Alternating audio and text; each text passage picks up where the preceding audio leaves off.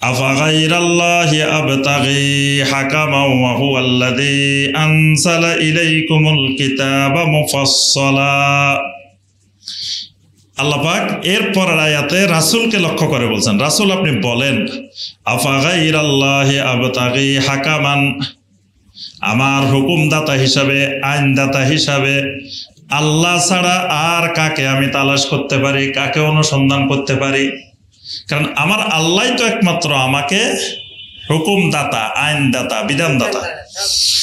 ওয়া হুয়াল্লাযী আনজালা ইলাইকুমুল কিতাবা মুফাসসালা, আর তিনি তো তোমাদের উপরে কিতাব নাজিল করেন বিস্তারিত বিশদ আকারে।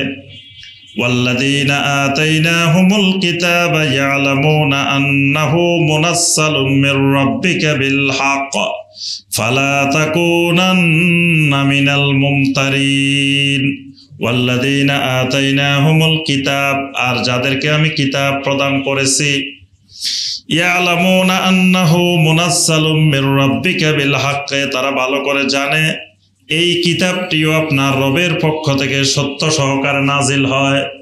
ফালা তাকুনান্না মিনাল মুমতারিন, অতএব তোমরা সন্দেহ পোষণকারীদের অন্তর্ভুক্ত হইও না।